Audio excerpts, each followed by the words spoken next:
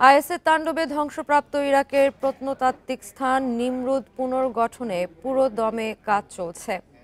দ্রুতই ঐতিহাসিক এই স্থানকে আগের অবস্থায় ফিরিয়ে নেয়ার আশা করছে মসুল পুরাকীর্তি বিভাগ।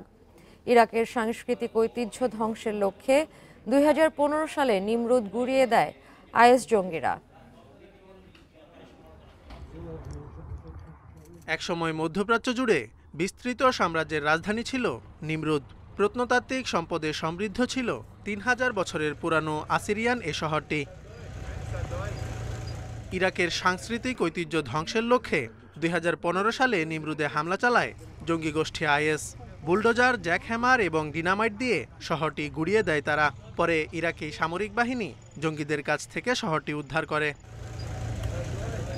যুক্তরাষ্ট্রের স্মিথসোনিয়ান রিসার্চ ইনস্টিটিউটের সহযোগিতায় ক্ষতিগ্রস্ত নিদর্শনগুলো আবারও একত্রিত করে আগের অবস্থায় ফিরিয়ে আনার কাজ করছে মসুলের পুরাকীর্তি বিভাগ।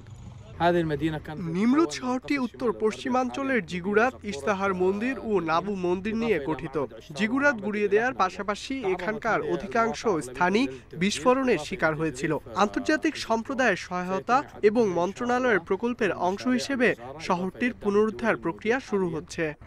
বর্তমানে পুরোদমে নিমরুদের পুনরুদ্ধার এবং পুনর্গঠনের কাজ চলছে। প্রাথমিক ধাপে স্থানটি পরিষ্কার, পাথর অনুসন্ধান এবং নিদর্শন সংগ্রহ করা হয়। হাজার হাজার নিদর্শন সংগ্রহ করা হয়েছে। এগুলোকে একত্রিত করে আগের স্থানে ফিরিয়ে নিতে সময় প্রয়োজন। বিস্ফোরণে অনেক নিদর্শন ক্ষতিগ্রস্ত হয়েছে, যেগুলো সংস্কার করা হচ্ছে। শহরটিকে আগের অবস্থায় না ফেরানো পর্যন্ত সংস্কার কাজ চলবে। খ্রিস্টপূর্ব ১২৫০ সালে ট্রাইগ্রিস নদীর তীরে গড়ে ওঠে নিমরুদ। এর ৪ শতাব্দী পরে নব্য আসিরিয়ান সাম্রাজ্যের রাজধানীতে পরিণত হয় নিমরুদ, যা আধুনিক মিশর, তুরস্ক এবং ইরান পর্যন্ত বিস্তৃত ছিল।